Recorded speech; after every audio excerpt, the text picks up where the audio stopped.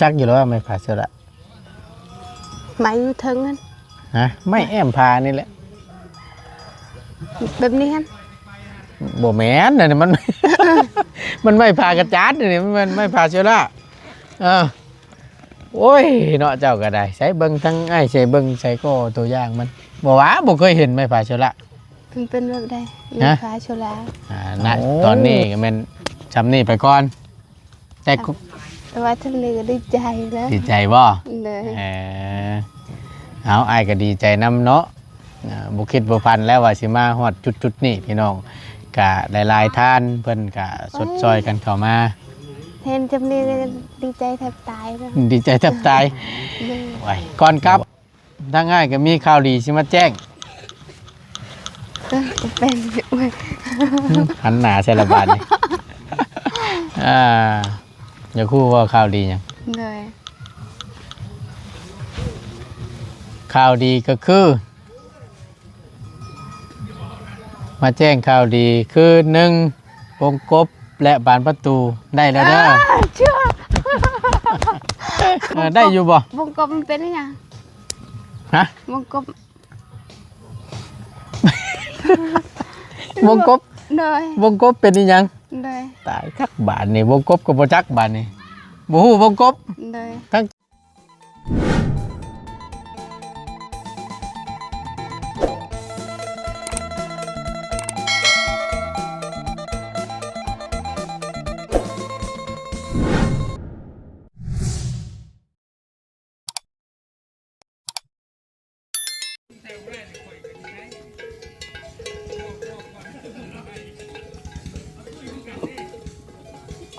2 4 6 8 10เพียกไปเจ้าเดียวนี่แม่นรวยโลดบ่ตูนว่ะหู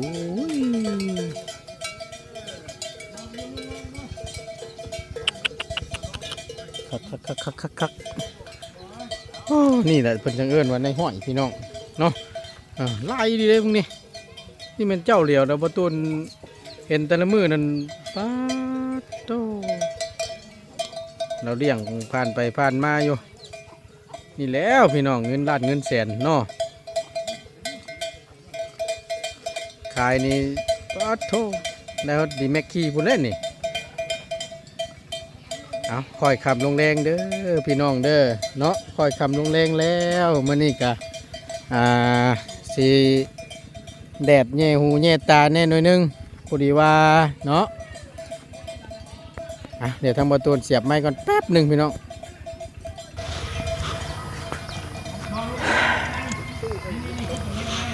มาเจอกันในคลิปนี้เนาะพี่น้องเนาะหลังจากที่ยกยอเงินชานลันแป้นขึ้นแล้วเสร็จสิ้นเป็นที่เรียบร้อย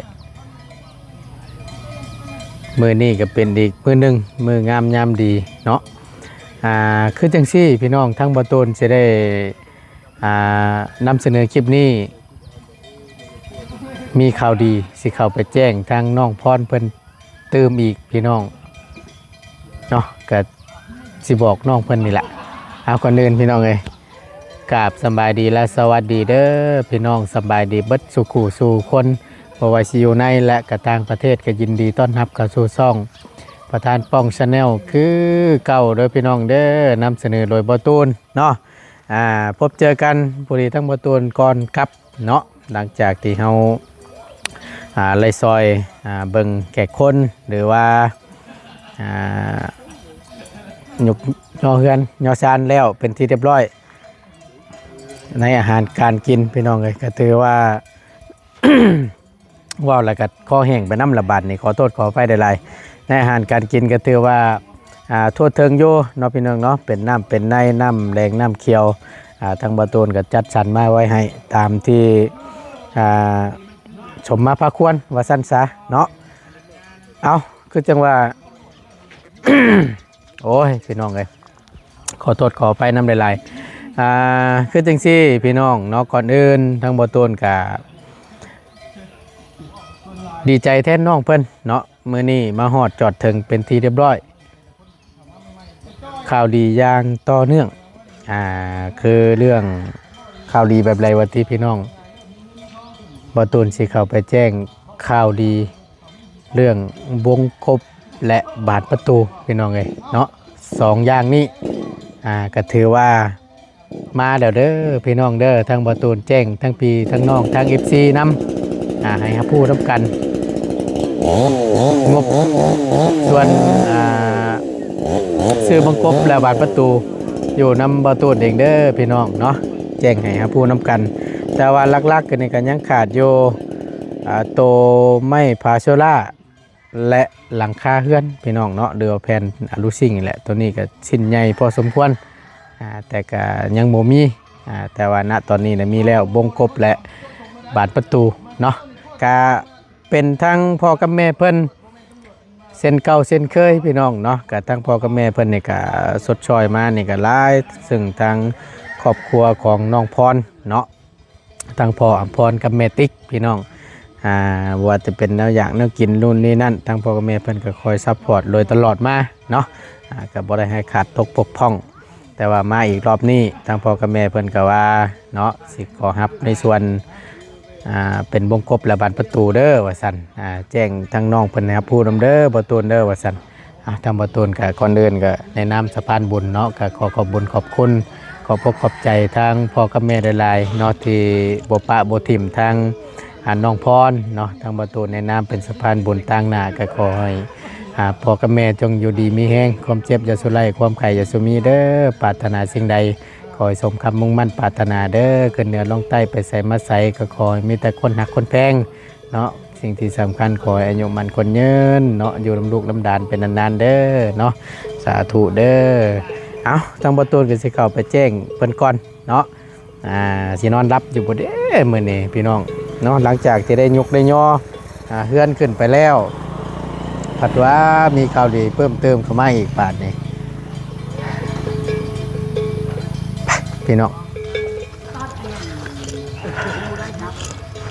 เรื่องพื้นเรื่องไผ่ทั้งประตูนว่าวต่ออีกสักหน่อยหนึ่งเด้อพี่น้องเด้อเรื่องไผ่นี่เมื่อเช้านี่เนาะทั้งประตูนก็ว่าได้ลมกับทั้งพ่อเพิ่นแล้วก็ว่าเพิ่นก็มาเบิ่งน้ำนี่กับผู้ดีละว่าสันจังหน่อยเพิ่นกำลังเดินเรื่องโยว่าสันเพื่อนแล้วนี่ก็บ่แน่อาจจะได้เข้าเลยว่าสันเนาะแล้วเฮาก็เบิ่งไปน้ำกันอีกเทื่อนึงเนาะว่าเพิ่นสิมาเมื่อใดเพราะว่ามันก็ไปตามขั้นตอนนั่นแหละพี่น้องสิว่าง่ายๆก็ได้ไปตามขั้นตอนไปตามเพิ่นยื่นเอกสารนั่นแหละเนาะเอกสารที่เพิ่นเดินเรื่องไผ่ห่างจากเขื่อนนี่ก็ประมาณ15หักเช้านี่แหละเพื่อไว้เนาะประมาณตึก20 เมตรว่าสั้นซะเพื่อไว้พี่น้องเอาก็ถือว่าอึ้งตึงอยู่บาทนี่เห็นเป็นแล้วนี่แล้วตั้งเมื่อต้นก็ดีอกดีใจแทนทั้งน้องเพิ่นเนาะแล้วกับครอบครัวเพิ่นพี่น้องสิได้อยู่เฮือนหลังใหม่หลังงามๆคือบ้านคือเมืองหมู่แล้วว่าซั่นดีใจน้ำลายๆทั้งบ่ต้นก็ได้เอาทั้งบ่ต้นก็สิได้ทำหน้าที่เนาะเป็นสะพานบุญให้กับผู้ใหญ่หลายๆทานเพิ่นสิเป็นสะพานบุญให้เนาะทำเต็มที่ทั้งบ่ต้นก็ได้เอาก็ถือว่ายังขาดอยู่หลักๆนะตอนนี้แม่น2อย่าง1ไม้พาโซล่า2แฟนอลูซิ่งเนาะที่ว่ายังบ่มีพี่น้องถือว่าแจ้งพี่แจ้งน้องอีกพร้อม1เด้อพี่น้องเด้อเนาะเมื่อยทั้งไอ้สร้างเพิ่นก็ได้หลายผู้หลายคนเนาะเมื่อยแฮงพอดีว่าบัดมื้อนี้ก็ได้ตั้งแต่เช้าพี่น้องทั้งประตูตื่นมื้อเช้านี่ก็6 โมงเช้าว่าซั่นซะ6 โมงเช้าตื่นมาเพื่อว่าให้มันทันนี่แหละพี่น้องเนาะยกในย่อเฮือนย่อชานเข้ามาเพราะว่าเพิ่นก็ยังบ่ทันได้ยกซ้ำว่าซั่นตอนแรกๆแล้วบัดนี้แล้วทั้งประตูเข้ามารอบ2เนาะลงไปอัพคลิปให้พี่น้องได้เบิ่งนับส้มกันแหละช่วงแรกๆคือเห็นแหละพี่น้องแล้วมารอบ2บาทนี่แล้วก็เลยเพิ่นเอาขึ้นแพงนึงว่าซั่นซะเป็นแพงแถวนี้เนาะมารอบ2ประตูก็ทันตัวนี้แล้วก็กับตัวนี้หลายบางท่านเพิ่นบ่เห็นเนาะ อันนี้ทั้งประตูนสิอธิบายให้ฟังเนาะให้พ่อแม่พี่น้อง FC ผู้เพิ่นที่ยังบ่ฮู้และบ่เข้าใจในบางส่วนบางสิ่งบางอย่างว่าซั่นซะบางเทื่อเนาะเพิ่นสิเว้าว่าประตูนเอ้ยว่าซั่นคือบ่ช่วยเพิ่นแหน่ว่าซั่นอันนี้ประตูนสิอธิบายให้ฟังพี่น้องบางเทื่อเนาะถ้าว่ามีคนจับกล้องให้บ่ตูนก็เฮ็ดน้ำได้พี่น้องเพราะว่ามันมีคนจับกล้องแล้วมันยากแล้วก็พี่น้องสิบ่ได้เห็นภาพบรรยากาศเนาะแต่ละส่วนแต่ละขั้นตอนว่าซั่นซะทางบ่ตูนอธิบายฟังไปสิพี่น้องถ้าว่าเนาะมีคนจับกล้องให้ตลอดก็ช่วยพี่น้องเฮาก็ช่วยคือกันแหละซอยเบิดอันนี้กับบางช่วงบางสิ่งบางอย่างเขาก็ยังพัดกันจับเปลี่ยนกันจับกล้องนะเพื่อว่าอยากให้ภาพสวยๆงามๆออกมาให้พ่อแม่พี่น้องได้เบิ่งนะครับชมน้ำกันว่าเป็นแบบใดนะพี่น้องเนาะอยากให้เข้าใจน้ำกันเด้อพี่น้องเด้อบางสิ่งบางอย่างเนาะเอาอยากให้ฮู้น้ำกันนะพี่น้องไปทั้งหมดตัวสิเข้าไปหาทั้งน้องเพิ่นอีกครั้งนึงเดี๋ยวถามความรู้สึกน้องเพิ่นอีกครั้งหนึ่งเนาะว่าเป็นจังใดแน่หลังจากที่เพื่อนขึ้นเป็นรูปเป็นห้างเดี๋ยวนี้แล้วเพิ่นสิว่าจังใดเนาะเคยคิดเคยฝันอยู่บ่ว่าสิมื้อนี้มาฮอดมาถึงเนาะ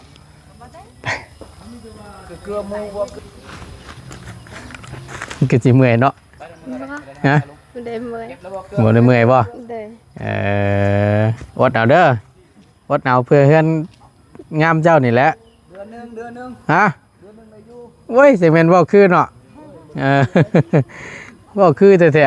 ๆโยเพื่อฮอดเดือนนึงนี่ก็มันก็ได้นอนตากฝนแล้วสิพากันกลับแล้วบ่กลับก่อนบ่หันเมื่อยแล้วว่าติบ่ติหรอกตัวนี้ก็ได้ตั้งแต่เช้าเนาะตั้งแต่ 6-7 โมงเราก็ได้ใส่อยู่ว่าซั่นเด้งมือหันแล้วเรียบร้อยแล้วบ่ไอ้พวกน็อตพวกกันฮะยังอยู่บ่โอ้ยเนาะลุงก็ยังอยู่บ่ทันใส่แหวน ยังแหวนตัวบ่ได้ใส่ก็ยังอยู่ใช้ครบไปแล้วบ่อันนึง2เพิ่นจะคัดกันอยู่ดอกเกินลุงกับน้องเคยเพิ่นนี่ก็ได้แม่นบ่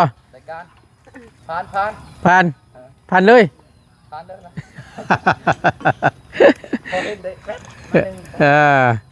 โอ้ยเนาะ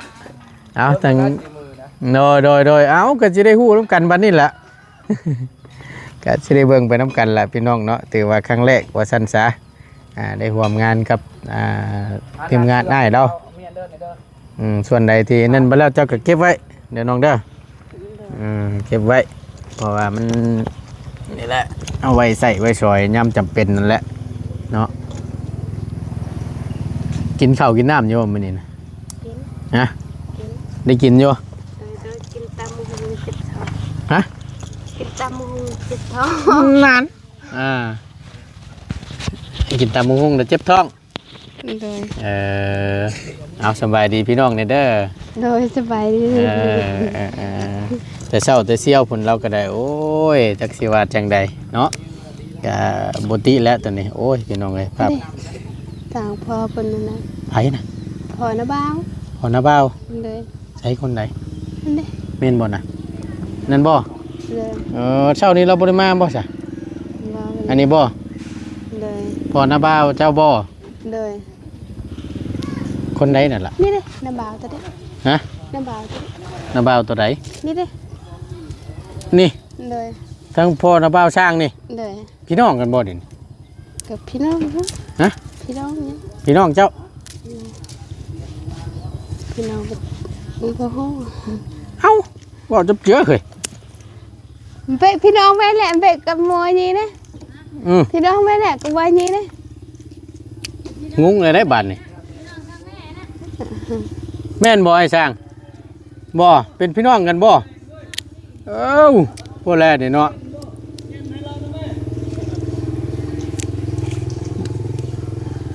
บ่ฮู้มาก่อนได้สันบาทนี่อึ๊บโอ้ยเนาะเอากะลีแล้วล่ะพี่น้องละซอยกันบ่ตูนขออนุญาตตั้งกล้องก่อนพี่น้องพอดีสินั่งลมกับทางโอ้ยเนาะน้องเพิ่นก่อนใช้เพิ่งนี่แหละพี่น้องมันยากจังได๋บ่ตูนสิตั้งกล้องไว้ก่อนเนาะสีดงเด้งเนี่ยแหละบาทนี่โอเคหนึ่งแล้วบ่ข้าวน้ำนั่นนะยัง ฮะ ยังอยู่เลย ถามในอาหารการกินนะพ่อบ่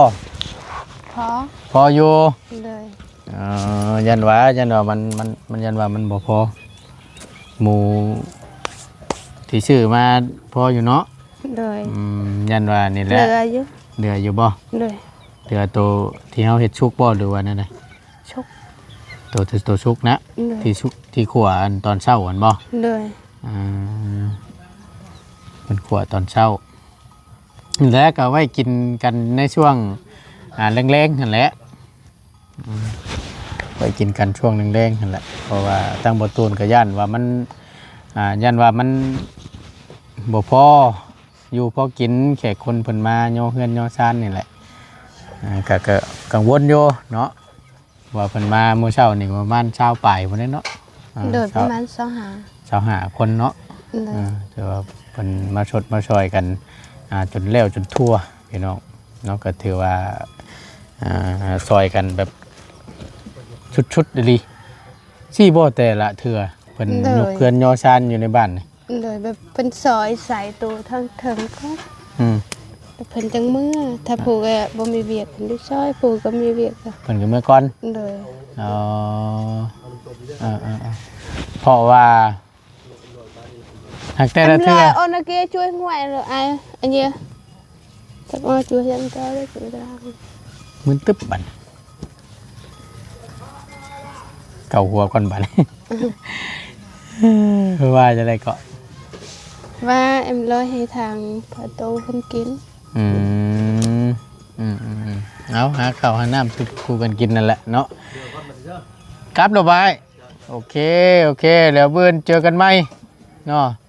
เมื่อยแล้วโดยคือกันได้เดินทางปลอดภัยแล้วนี่แหละเดี๋ยวเขากระชิเมื่อแหละพี่น้องเอาแต่ว่าเนาะมาต่อกันอีกหน่อยนึงเพิ่นยกหรือโมเมนต์แต่เพื่อนเจ้าหรือเพื่อนผู้อื่นนี่เพิ่นยกเพิ่นก็ช่วยกันนั่นนี่บ่แบบคือเพิ่นมาช่วยอยู่เพื่อนเจ้านี้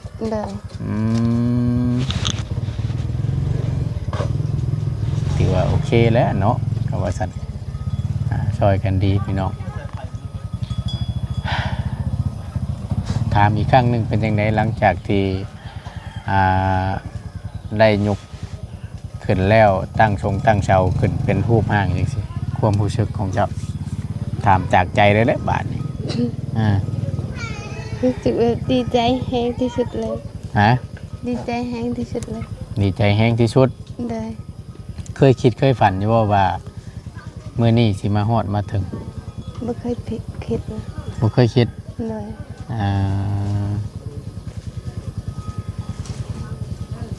ดีใจแต่เมื่อวานนี้พุ่นเลยนะดีใจแต่เมื่อวานนี้เลยนอนรับอยู่ว่าฉันเมื่อคืนเดินได้หลับจ้ะนอนหลับอยู่แต่ว่าก็ไม่ได้หลับปานใด3 โมงแล้วก็ตื่นว่าแล้วก็นอนบ่ค่อยหลับปานใดเลยกระทับกระเทียอยู่เนาะเลยคิดอยากเห็นอะไรกันคิดอยากเห็นเพื่อน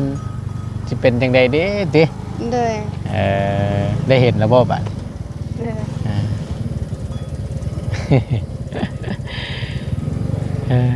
เอาเนาะดีใจน้ำลายพี่น้องถ้าว่าเนาะคือว่าหั่นแหละถ้าสมมติว่าลำพังโดยตัวเจ้าเองหามาเฮ็ดนี่เจ้าคิดสิได้อยู่บ่ว่าใหญ่ซำนี้บ่คล้องได้ตีนอันนี้มันซับ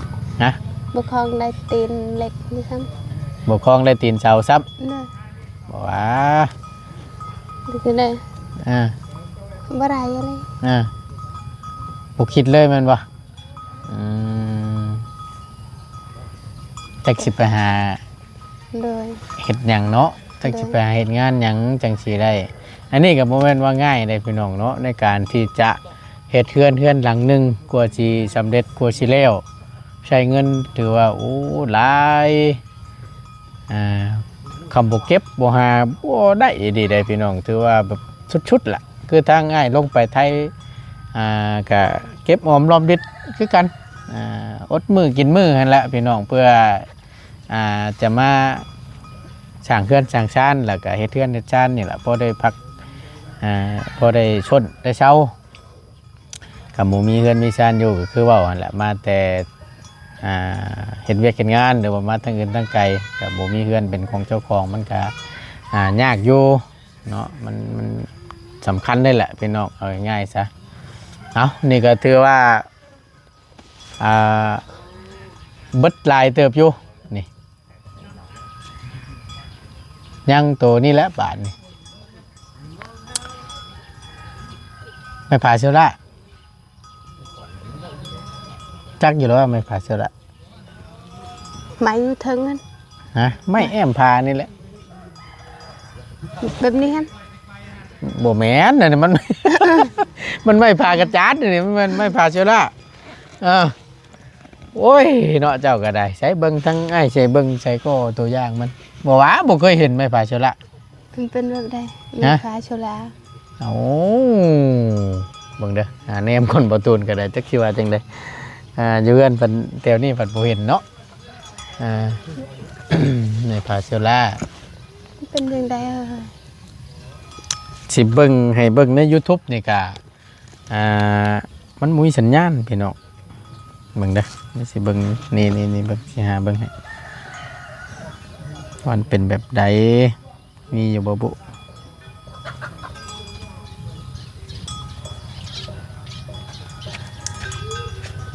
เดี๋ยวบ่ตูนชาให้เบิ่งก่อน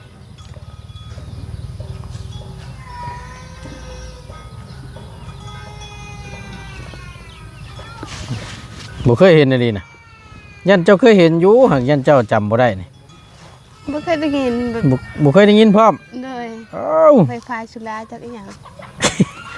แม่นอะลีมึงเด้อนี่แต่ว่าเบิ่งใน YouTube นี่มันสิเห็นหลายอยู่นี่มันสิเป็นจังซี่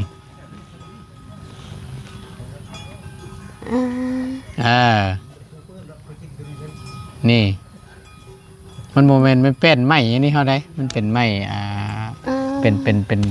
เพิ่นว่าอย่างเงี้ยพี่น้องเป็นบอลตูนบ่ถึกนี่เป็นนี่แหละก็ไม้ผาเชล่า คิดว่าไม้แบบนี้ คิดว่าไม้ผากระจาดนี่ โดย มันโมเมนต์นี่อันนี้ผาไม้กระจาดผาไม่เหี้ยนี่นะ นี่อันนี้เป็นอีกทีนึงนี่นะ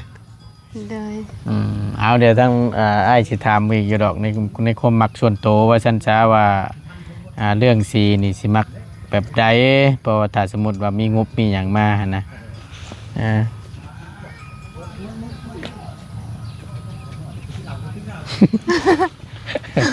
เดือดไวอยู่จักเบิ่งบ่เมีย อ้ายแม่น้องตีหนึง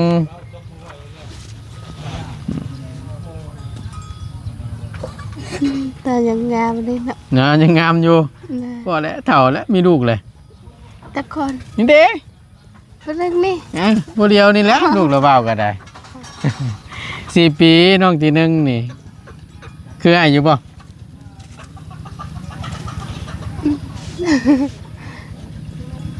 ไม่เมียลูกกันนะ ฮะแม่นเมียเฮานี่แหละ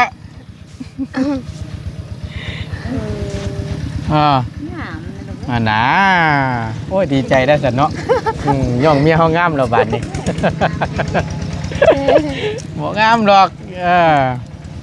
ก็ซ้ำนี่แหละเนาะ